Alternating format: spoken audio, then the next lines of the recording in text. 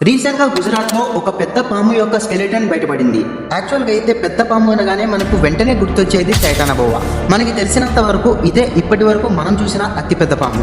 ఇది సుమారుగా 50 అడుగుల వరకు ఉంటుంది. అయితే మీలో ఎంతమందికి తెలుసు ఆ పాము కన్నా కొన్ని వందల ఏండ్ల క్రితమే అతి పెద్ద భయంకరమైన పాము మన భూమి మీద జీవించాయని? రీసెంట్ గా గుజరాత్ లో కుచ్ అనే డిస్టిక్ లో ఒక క్వారీ ప్రాంతంలో సైంటిస్టులకు ఒక పెద్ద పాము యొక్క అస్థిపంజరం దొరికింది.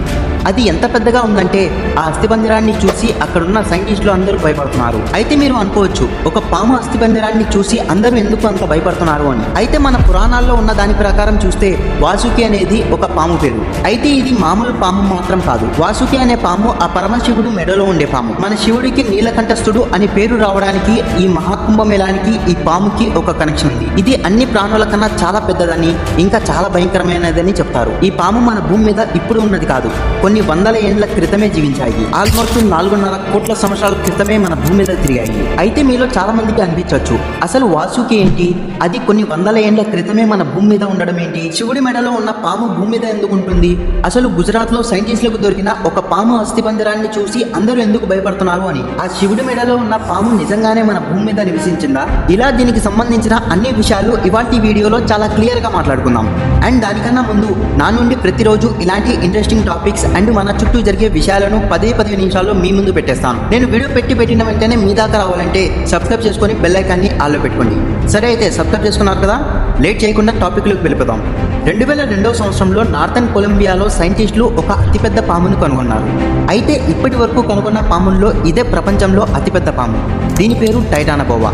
దీని పొడవు వచ్చేసి సుమారు 12 నుంచి 14 మీటర్లు ఉంటుంది. అంటే దాదాపుగా 40 నుంచి 46 అడుగుల వరకు ఉంటుంది. ఇంకా దీని బరువు వచ్చేసి సుమారుగా 700 నుంచి 900 కిలోగ్రాములు ఉంటుంది. కానీ దీనికన్నా చాలా పెద్ద పాము ఇదివరకే ఉండేదని మీలో ఎంతమందికి తెలుసు? మీరు ఇక్కడ చూస్తున్న పాము పేరు వాసుకి ఇండికస్. అయితే రీసెంట్ గా మన సైంటిస్టులకి గుజరాత్ లోని కుచ్ అనే డిస్టిక్ లో ఈ పాము యొక్క అస్థిపంజరం దొరికింది. ఇప్పటి వరకు ప్రపంచంలో అతిపెద్ద పాము టైటానోబోవా అని అందరూ అనుకున్నారు. కానీ ఈ పాము యొక్క అస్థిపంజరం చూశాక సైంటిస్టులు కూడా షాక్ అవుతున్నారు. ప్రస్తుతం ఈ పాము సోషల్ మీడియాలో చాలా వైరల్ అవుతుంది. దీని పేరే వాసుకి ఇండికస్. ఇప్పుడు సైంటిస్టులు కనుక్కున్న దాని ప్రకారం ఇదే ప్రపంచంలో అతిపెద్ద పాము.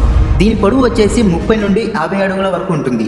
ఇంకా దీని బరువు వచ్చేసి సుమారు 1000 కిలోగ్రాములు. అసలు వాసుకి అంటే పాములకు రాజు అని అర్థం. మన పురాణాల్లో ఉన్న దాని ప్రకారం చూసుకుంటే వాసుకి ఆ మహాశివుడి మెడలో ఉండే పాము. అంతేకాదు, కొన్ని వందల ఏండ్ల క్రితం ఈ వాసుకి అనే పాము మన భూమి మీద నివసించింది. మీరు చాలా కథల్లో వినే ఉంటారు. పూర్వం రాక్షసులకు మరియు దేవతలకు మధ్య జరిగిన క్షీరమదనంలో అమృతం పొందడానికి దేవతలు మరియు రాక్షసులకు మధ్య జరిగిన ఆ మహా సంగ్రామంలో ఈ వాసుకి అనే పామునే తాడుగా వాడడం జరిగింది. క్షీరమదనం అంటే ఇప్పుడు మీకు అర్థమవడానికి సింపుల్ గా చెప్తాను. ఇప్పుడు మనం అందరం సరదాగా ఆడుతున్న థక్సాపార్ గేమ్ లాంటిది. పూర్వం దేవతలకు మరియు రాక్షసులకి అమృతం కోసం యుద్ధం చేస్తే ముందుగా ఆ సముద్రంలో నుండి విషం బయటకు వచ్చింది. అప్పుడు ముల్లోకాలను కాపాడడం కోసం బయటికి వచ్చిన ఆ విషాన్ని ఆ పరమశివుడు తన కంఠంలో దాచుకున్నారు. అందుకే అప్పటి నుండి ఆ పరమశివుడికి నీలకంఠస్థుడు అని పేరు వచ్చింది. ఆ తర్వాత అమృతం వచ్చింది, కానీ అది దేవతలకు దక్కడం కోసం ఆ మహావిష్ణువు స్వయంగా తానే ఒక మోహిని అవతారంలో వచ్చి ఆ అమృతాన్ని దేవతలకు అందించారు. అయితే అలా చిలకగా బయటకు వచ్చిన అమృతం ఉలిక్కిపడి మన భూమి మీద కొన్ని చోట్ల పడింది. అలా పడిన ప్రాంతంలోనే మనం ఇప్పుడు మహాపుణ్యక్షేత్రాలుగా భావించి ఆ పడిన చోట మనం ఇప్పుడు మహాకుంభమేళా జరుపుకుంటున్నాం. ఇది అందరికీ తెలిసిన కథే. అయితే ఆ తర్వాత ఆ వాసుకి అనే పాము మన భూమి మీదే ఉండిపోయింది. ఇదంతా మన పురాణాల్లో ఉంది. మీరు ఎప్పుడైనా గుడికి వెళ్ళినట్లయితే గుడిలో మీకు ఖచ్చితంగా ఏదో ఒక చోట పాము ఆకాశంలో ఉన్న విగ్రహం కనిపించే ఉంటుంది. అయితే ఇప్పుడు మనం టైం ట్రావెల్ చేసి కొంచెం వెనక్కి వెళ్దాం. అది 4.5 కోట్ల సంవత్సరాల క్రితం. ఇంకా క్లియర్ గా చెప్పాలంటే యేసుక్రీస్తు పుట్టి ఇప్పటికీ 2000 సంవత్సరాలు మాత్రమే అయింది. అంటే మీరే ఊహించుకోండి అది ఎంత పురాతనమైన యుగమో అని. అంత పురాతనమైన కాలంలో నివసించిన ఆ వాసుకి అనే పాము ఇప్పుడు మన భారతదేశంలో కనుగొన్నారు. ఈ పాముని మొదటిసారిగా 2005లో కనుగొన్నారు. కానీ 2024లో అధికారికంగా డిక్లేర్ చేశారు.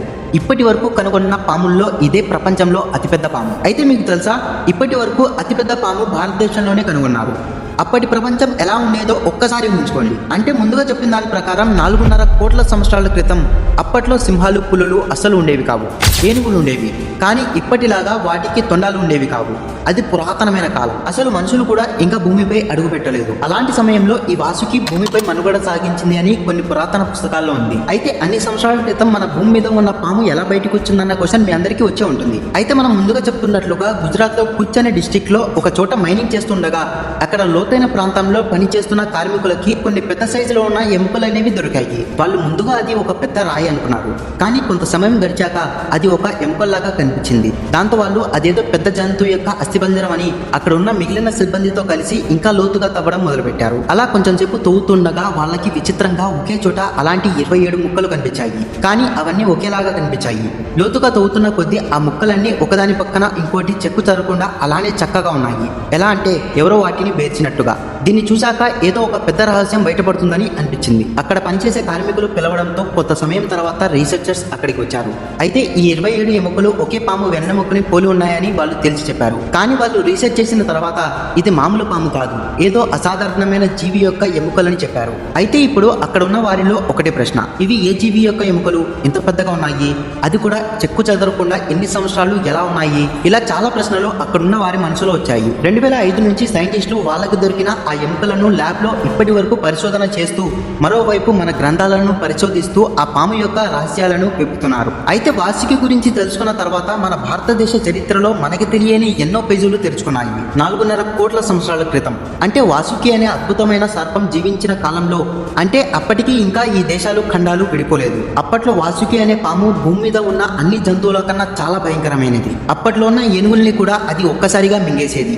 అంటే మీరే అర్థం చేసుకోండి అది ఎంత పెద్ద జీవో అని. అంతేకాదు ఈ పాము నీటిలో ఉన్న ముసళ్ళని కూడా మరియు సముద్రంలో ఉన్న తిమింగలాలను సైతం సులువుగా వేటాడి చంపి తినేసేది. అయితే ఐఐటి రూర్కీలోని సైంటిస్టులు దీని మీద బాగా రీసెర్చ్ చేసి అండ్ మన పురాణ గ్రంథాలను కూడా బేస్ చేసుకొని దీనికి వాసుకి అని పేరు పెట్టారు. ఇదంతా విన్న తర్వాత వాసుకి గురించి మీకు క్లారిటీ వచ్చింది అనుకుంటాను.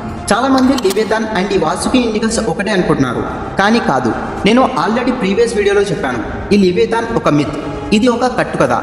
లివేతాన్ ఉందని ఇప్పటి వరకు ఎటువంటి సైంటిఫిక్ ఎవిడెన్స్ లేదు. అండ్ ఇంకా చాలా మంది ఈ గూగుల్ మ్యాప్స్ లో కనిపించిన ఈ పాము ఆకారాన్ని చూసి ఇదే లివేతాన్ అనుకుంటున్నారు.